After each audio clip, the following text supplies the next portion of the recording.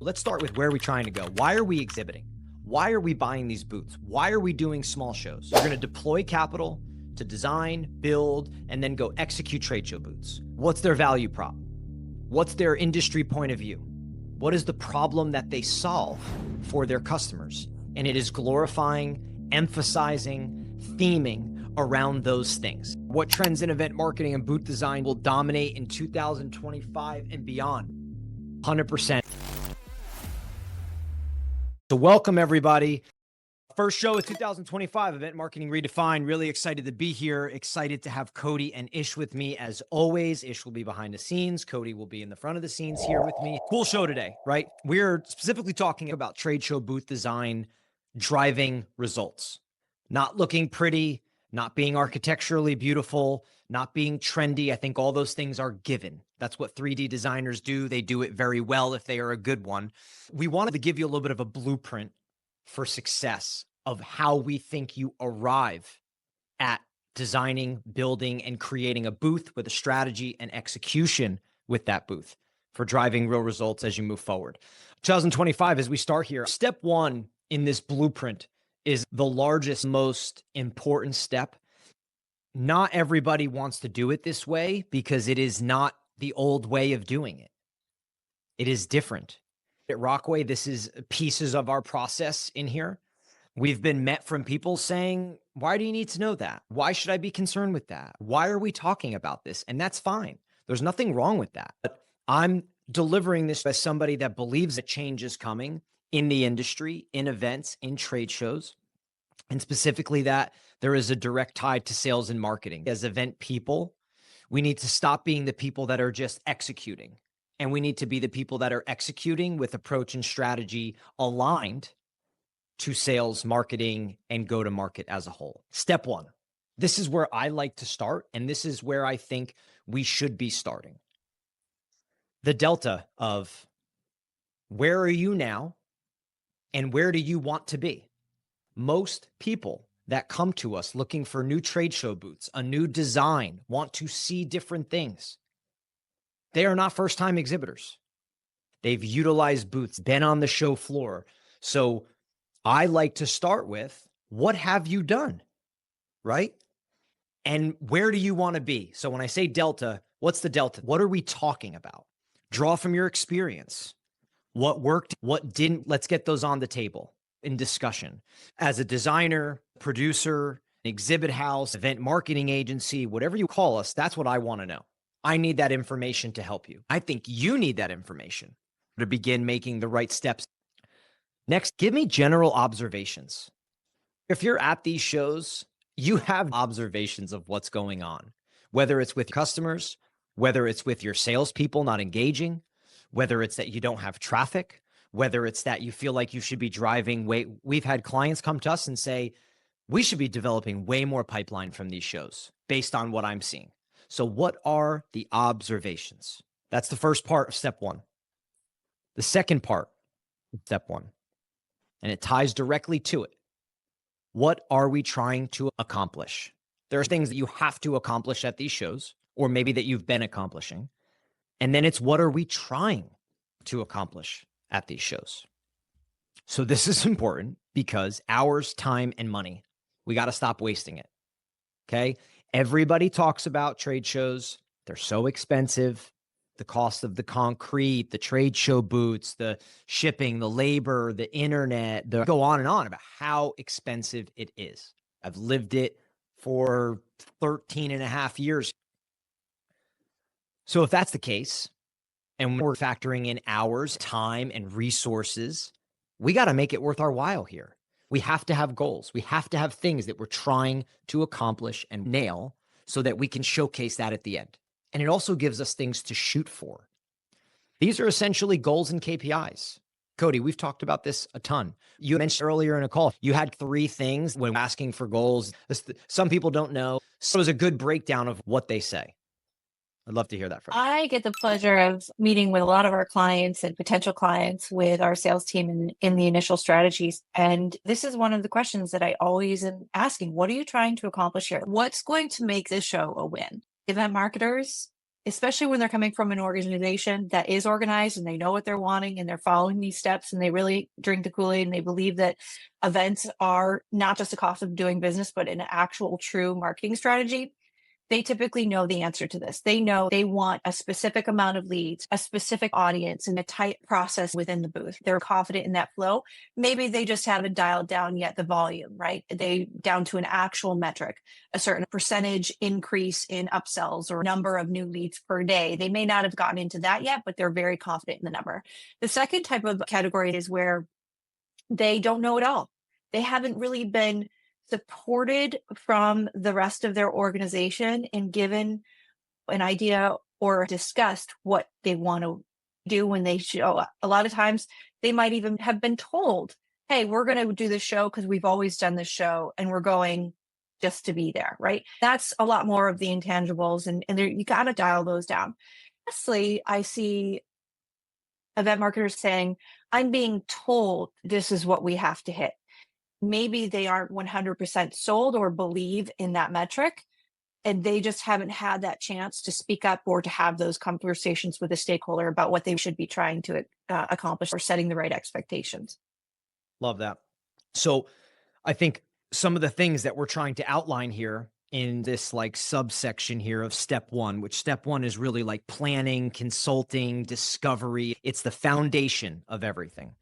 And when you're talking goals and KPIs, we're talking leads, acquisition, pipeline movement, general brand awareness. Like, what do you want to do inside of it? And I think it's super important that you get this dialed in.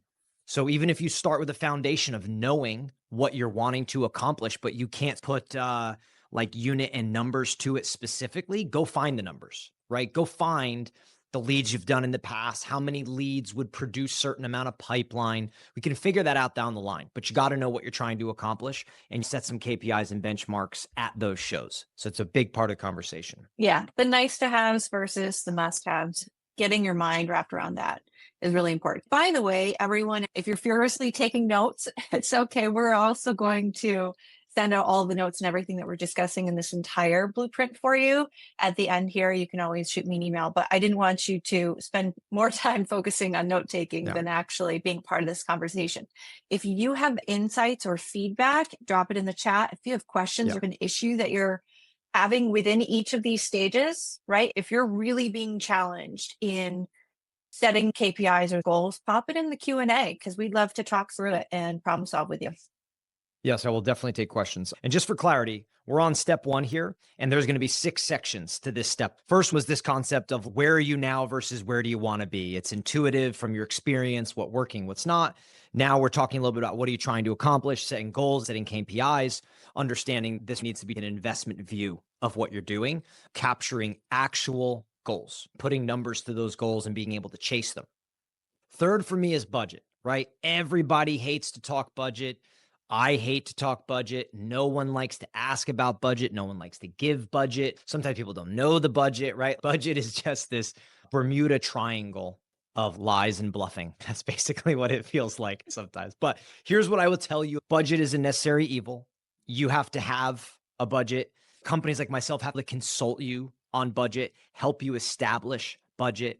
I like to work in ranges and I provide examples. This is what 80 grand gets you. This is what 120 gets you. This is what 180 gets you. This is what 250 gets you. This is what $500,000 looks like visually. When you're designing a booth, understand this. Really good designers and good companies are designing to build. They're not designing just to design. You give them a budget of 200, they come back at 300, there's a problem. Now they come back to you at 210, 213.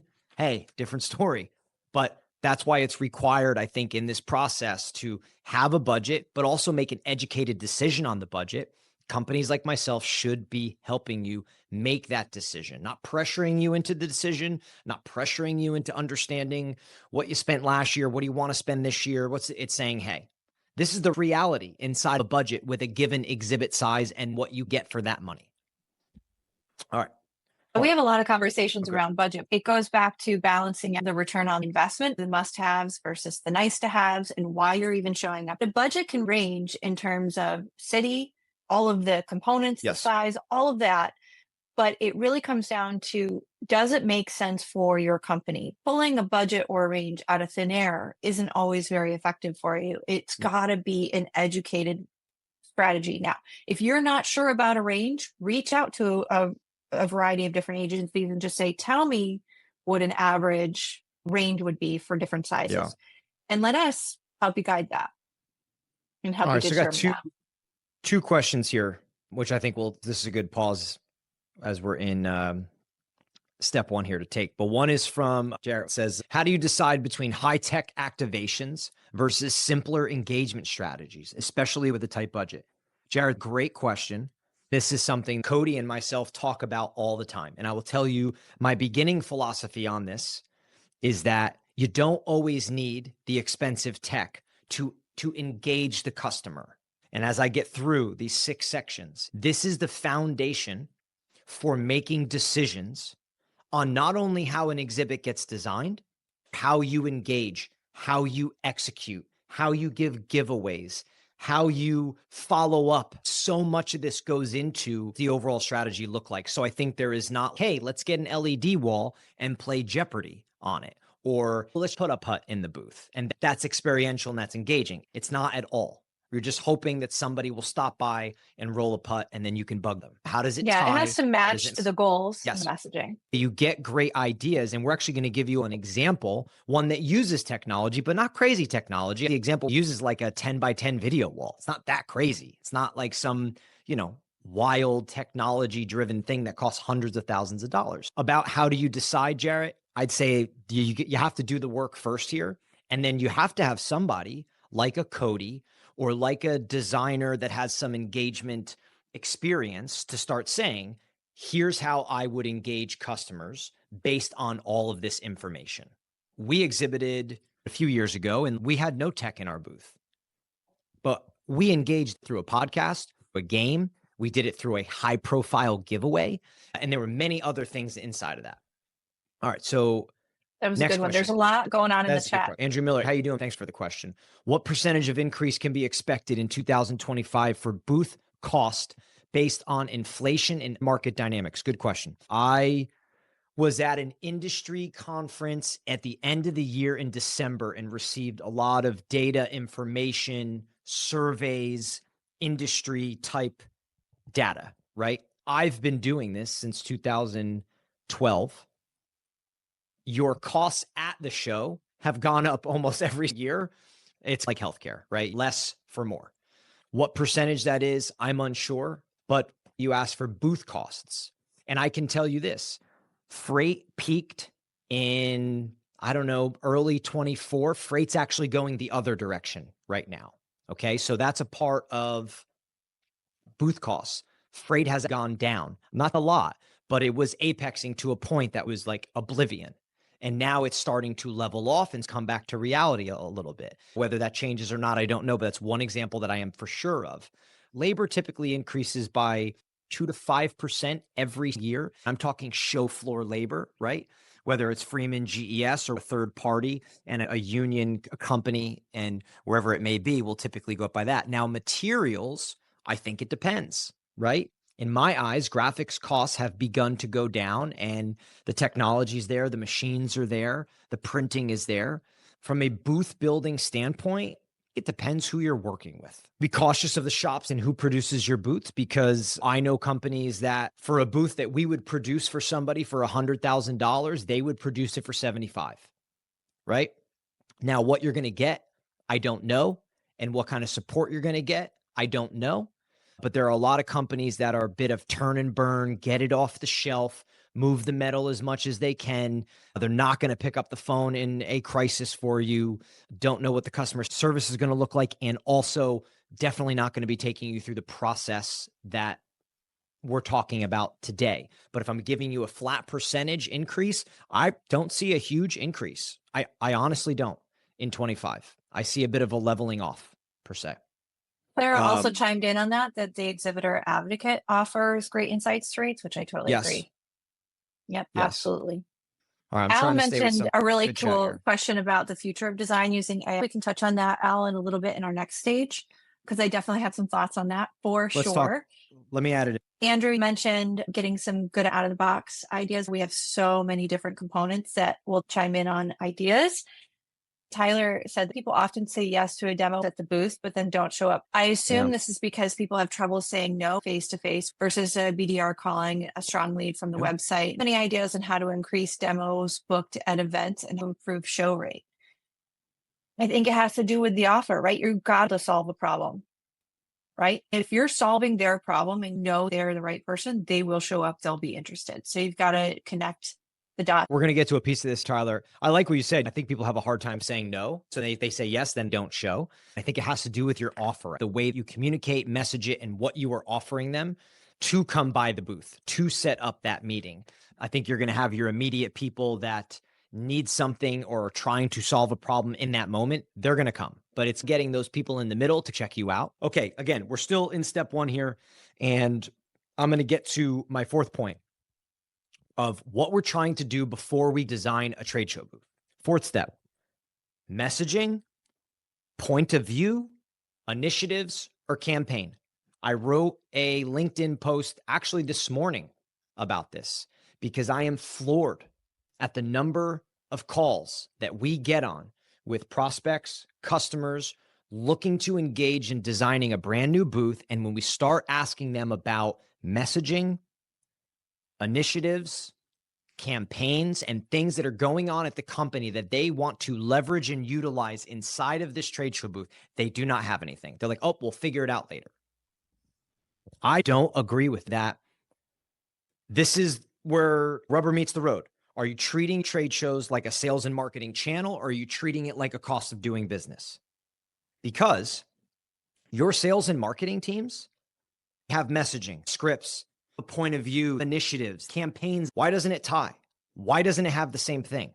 Or you're just going to take a graphic and slap it on the wall at some point and say, we'll use this. I've heard that a lot, and I don't think it makes sense. I understand the disconnect in large organizations. I'm not saying it's event people's fault. Sometimes they're hung out to dry. They don't have all the information. When going into design, what is the message? What is the story? What are the initiatives? What is a campaign? How can we latch into that? It is vital information before you design a booth. If we don't have this information, we're essentially trying to design something that looks cool for the sake of looking cool or fitting the space. It's so much more than that. A really good 3D designer does that regardless. Why not arm them with and arm a strategic partner with? Go ahead, Coty. Yeah, you have to think when you're walking any sort of floor, how many times do you pass something because you have no clue what they do? It doesn't compel you enough, right? So it goes back to who you are and what you do. It has to speak to the person in that problem that you solve for them, or the new, they're not going to stop just because of the bright lights or our pole sign. It's not worth their time. Wendy, I love what you just said. She said, I call trade show booths the 3D marketing program. It all needs to be together, including messaging. And coming from a marketing director myself, I cannot relate to this. Nancy said we treat it like experiential marketing. Love these comments. No, they're really good. There's one here from Laura. And I love the last piece about how to get to the booth and draw people in. It basically says gifts, incentives, competitions, games, maybe a special guest type of presence on the booth. Laura, I think those are all tools in the tool bag, and stuff that we are talking about here is ways to decipher how you utilize them. For example, I'm a big believer in a high-end giveaway versus a bunch of junky giveaways. Give me something I would value. For example, we gave away a weekend getaway at a 5-star hotel. Some people are shy, don't want to come to the booth. Some people just want to float and linger and look and not come in. But you throw something like that, again, it is a tool in the toolbox to use and control amongst all the other things listed. You have to be cautious and intentional about the way you use them. Let's go to my fifth one. My fifth one's my favorite. Step one. This is planning, consulting, building your foundation. It's customer engagement, right? And I think there is 3 important pieces to customer engagement. One is, how do we engage the customer? We have to have that conversation. How have you done it? I'm an ideal customer. I walk into your booth. What happens? If you can't tell me, we have problems. Walk me through that. Walk me through step by step. What does the conversation look like? Where do we stand? What do you offer me? Where do we go? What are you trying to get me to do? Let's walk through the experience. When people talk, like the question from Jarrett earlier, they're talking about ways to engage. Everybody wants to experientially engage. But what really matters is this: how do you teach, educate, relationship build, add value, or just give some good fun? What are you doing with these people when they come in? So I think you have to have that discussion. So if I said to one of you, we were on a consulting call, designing a beautiful new booth, talking about your customer, and I said, what's ideal? Your big prospect comes walking in. What do you want to happen? Walk me through utopia. Walk me through what it looks like. I bring you a glass of champagne, then we go here. Do I take you to a demo, right? Do I take you to an engagement that offers you this cool raffle that's fun? Let's go step by step and talk about what it could be. Second part to customer engagement, customer discussion. Coty does a phenomenal job with our customers, understanding who is the customer. Is it a single? Is it a multiple? What are the characteristics? Big difference between an executive and engineer. Personalities.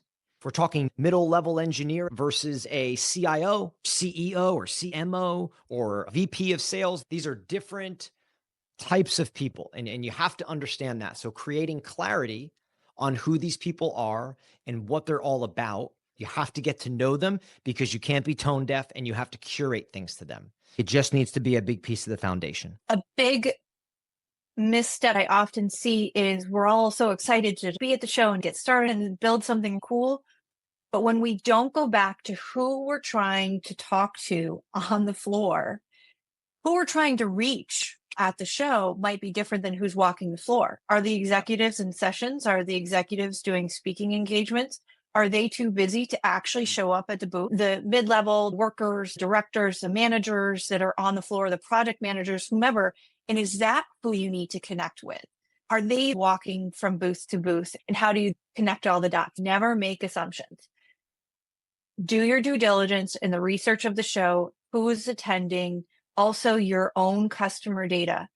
Learn and know your personas as deep as you can go. Go into historical events if you've done this show before, or other shows. Who ended up becoming leads and who ended up converting, right? Understand those conversations. The deeper you dive, the better the result. Coty, what I love that you said there is the delineation of where are they and why are they, right? Are they on the floor? Who's coming to the booth? We had clients where executives are decision makers, but not on the floor. Key people are on the floor. So the booth needs to be curated to them, and offsite activations to the executives. If you don't have these conversations, you're just running this like manila blank, hey, here's who we are type thing, when you have to curate it to drive results. I love that. My last piece on customer engagement, the fifth part, is how do we produce pipeline? Let's have that conversation. How do you produce pipeline with them? What does that pipeline look like? Are they prospects, deals you're accelerating, old customers, rejuvenating the relationship you're doing add-on sales to? Are they all new? Are they new prospects? Are they people that you're trying to get signed contracts, trying to close deals? What's happening at your shows? And let's not forget existing clientele. Can you show them more products or services that you offer that they may not even know, where you can have a metric to upsell, right? Do you want 20% increase in existing client revenue? Whatever it might be, just know the different types. So last piece to step one. Again, this is all the stuff that I think if you are not doing this, and again, this conversation that we're navigating here, it's probably two 60-minute conversations. Sometimes it can be 90 minutes in a discussion. It doesn't take that long because not every single thing is applicable. Some things that we would latch into and say, this is important, right? So it doesn't take that long, but you got to have it.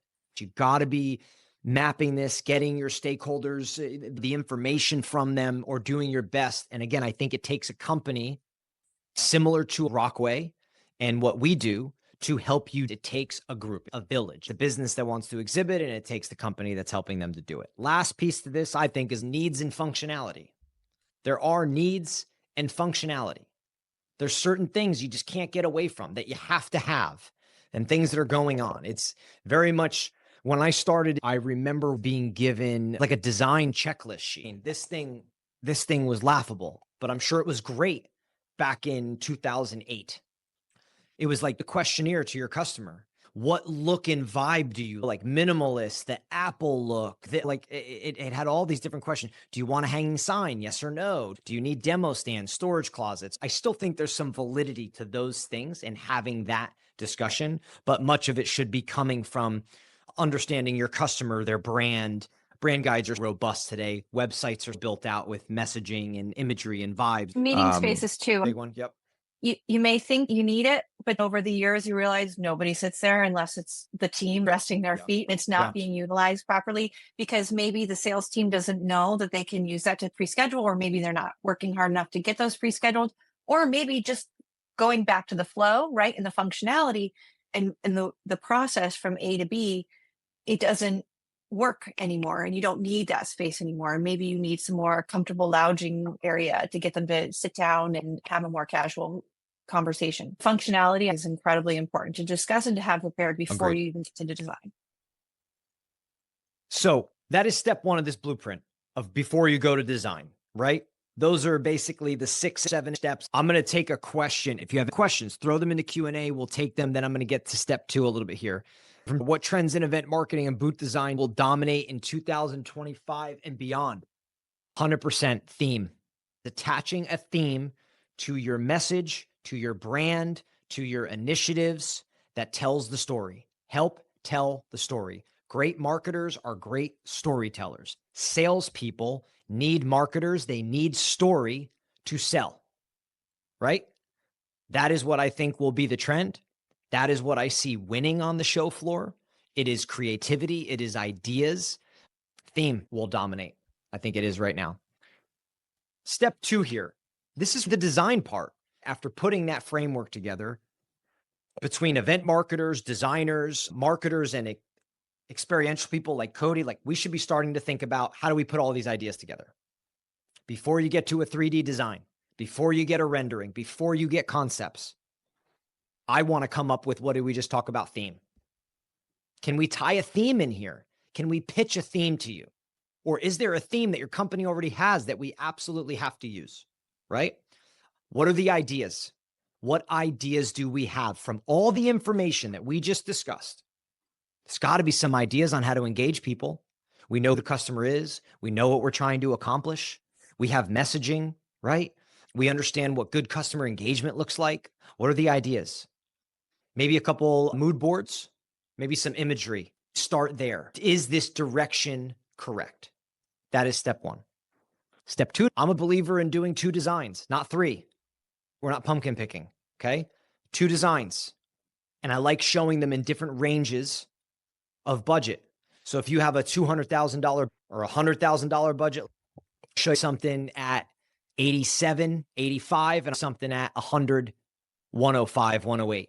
Show the difference, the delta, what an extra $10, $20, $30,000 can get you and where you can save. That should be a part of the process.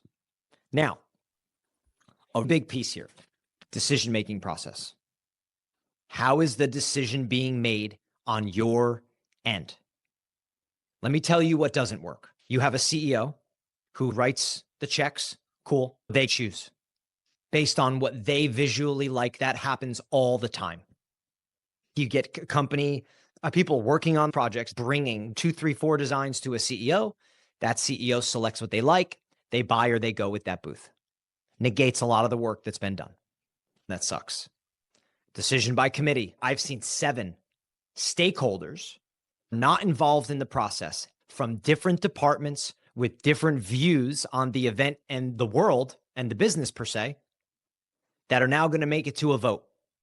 4 out of 3 vote for a certain one, that wins. Select. It negates a lot of the work. How is your company making a decision on the booth, on the design, on the strategy, on the execution? You only have so much control. In my 13 years doing this, when decision makers are few and involved, the best work is done. It's not even close. I have seen companies piss money away, making decisions the wrong way, even when they've bought from us. Doesn't matter who you're buying from. A good decision-making process with involved stakeholders always drives results. What does your decision-making process look like as you get down this hole and start looking at concepts with engagement, ideas, and themes? You really have to have that dialed in and buttoned up as you move into there. Last piece, somebody mentioned AI. I'll give you my take on AI and design. It is not there yet. It's cool. You can spit and get ideas. I think it's great for mood boarding. AI really designs trade show booths in a shoebox style at this point with like walls. It's good for ideas. It's good for getting the juices flowing. It's good for inputting information and thoughts and ideas. We do it. We We've do it done all the it. time, and I can We've absolutely talk.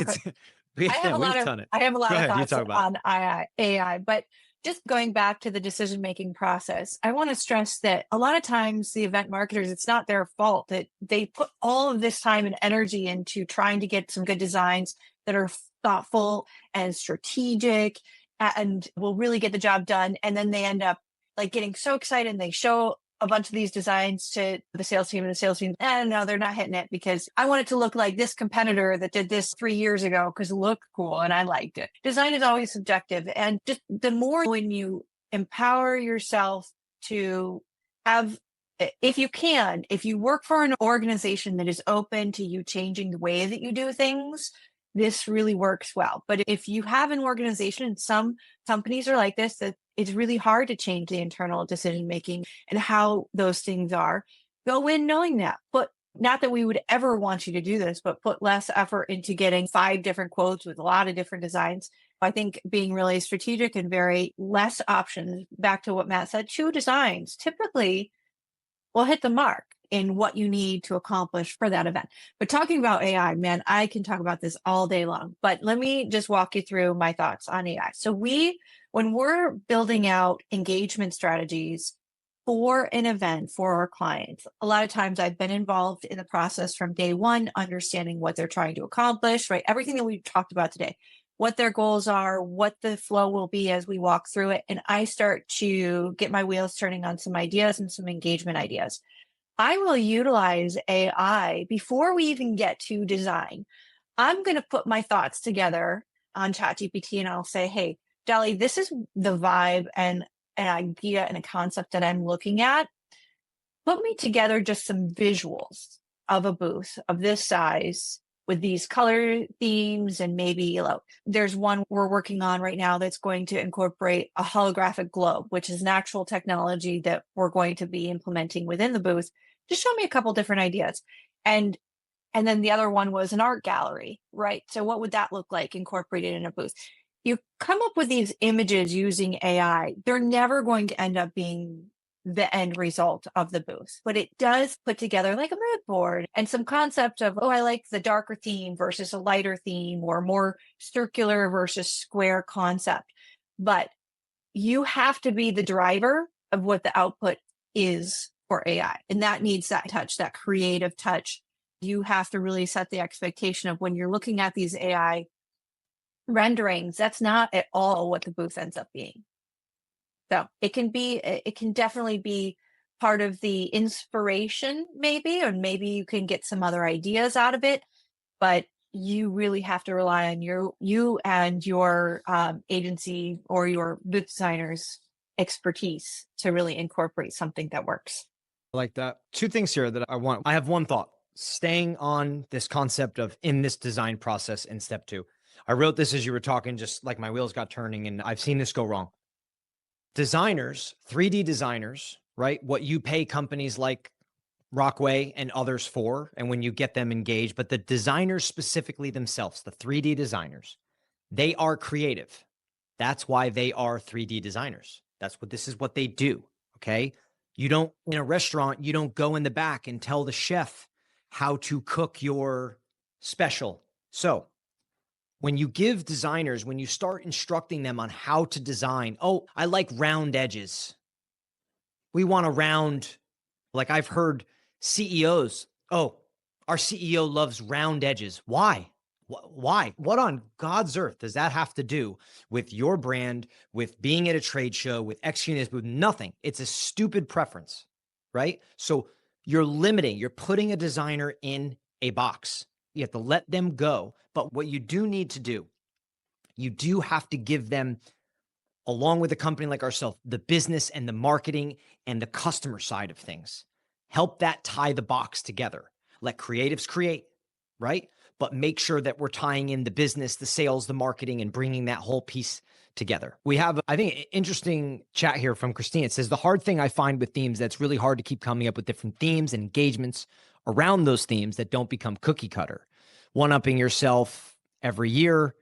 Also, when you have a lot of in-house services, hard to sell those outside services to leadership. Any tricks to setting up for outside consultants with your internal teams and getting outside the AI collaboration go to? Christine, I would say the theme, yeah, it does become something that you have to like, you feel like that maybe every year, but I don't necessarily think you need a theme every single time. It doesn't need to be, I joke, I say cowboys and Indians, right? Like it doesn't have to have a theme like that every single time. But I think there are ways of theming things without it being such an obvious prom, cowboys and Indians, right? Superhero, like these are terrible ones, but they're just very basic that everybody would understand. I think there's ways around that. For example, we run our own host event. We've started having our own conversations. Our host event is not themed, but it has a theme. It has a string that's tied throughout it. And whether it's a single word or whether it's an idea, I think themes take shapes in different form. That's essentially is how I would answer that. And then the back half of your question, I missed, honestly. Any tricks? I can help with that.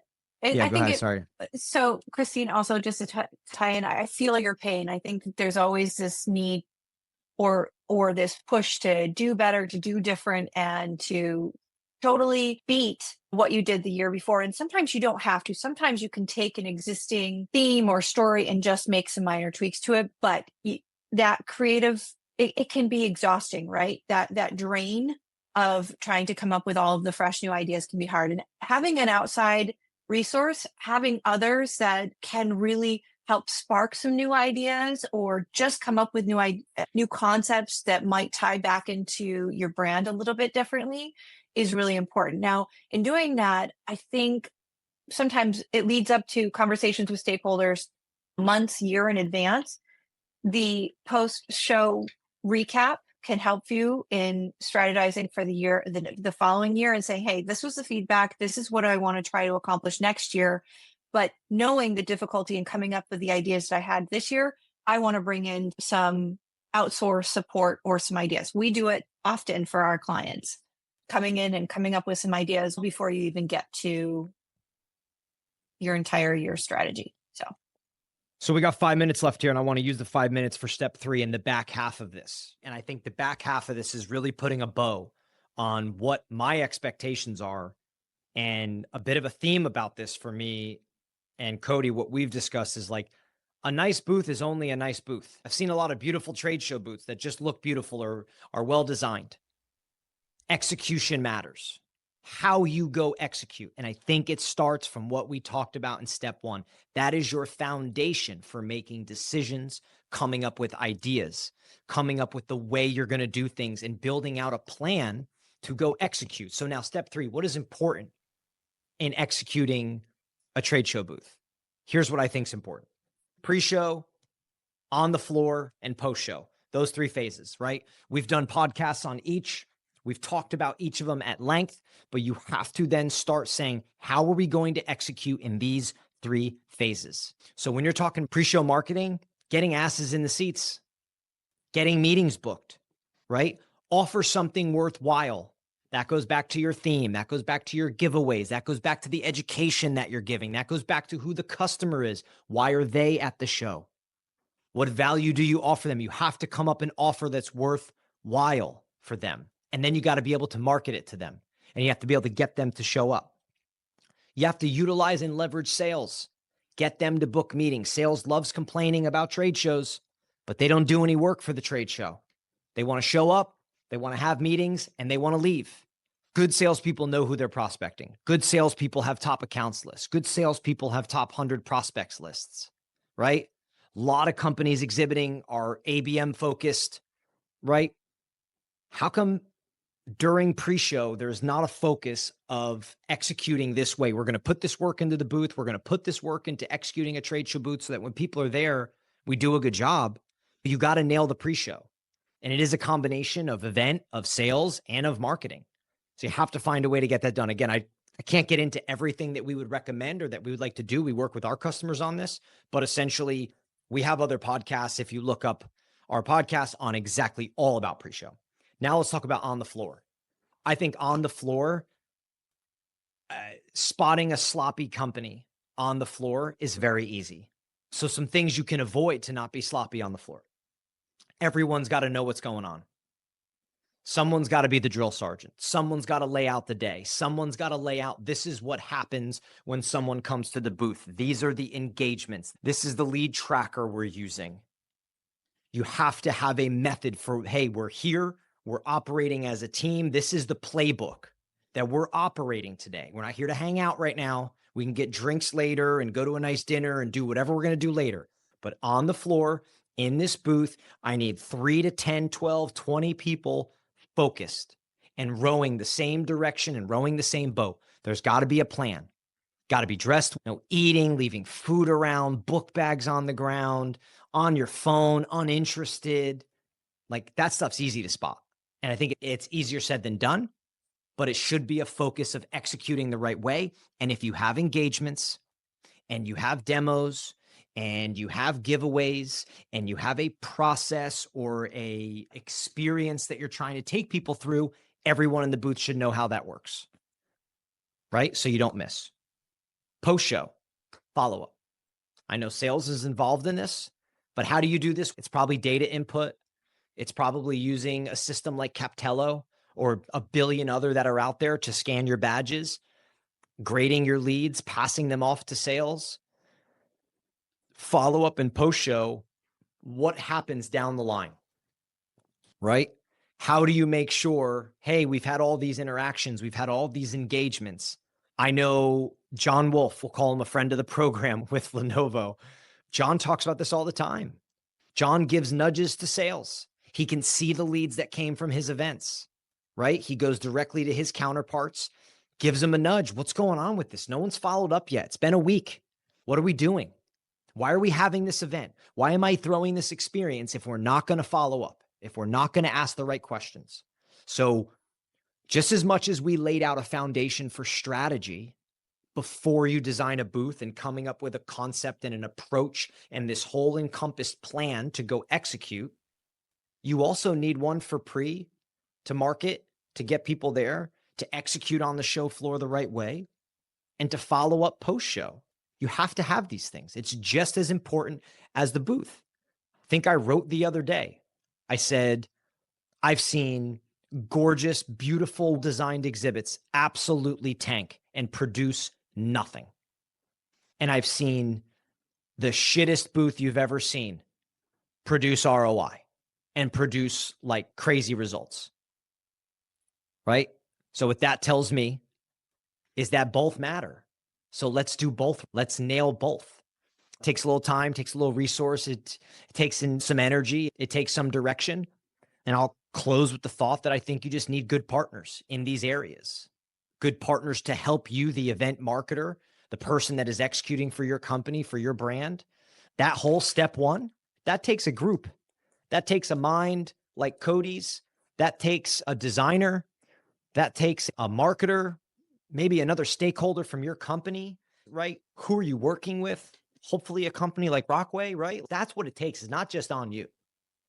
So leverage your resources as you do this. And then the same thing when you get to pre, during, and post-show. Leverage those internal resources and your external resources. This has been wonderful.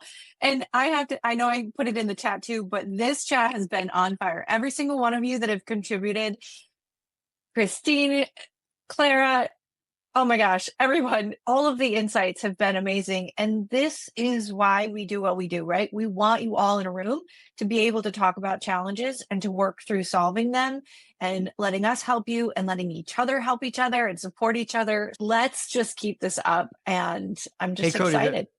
I'm excited too. This was a great session here. There's a question from Stephanie. I don't know. Is Stephanie still on here? I want to make sure she's on here.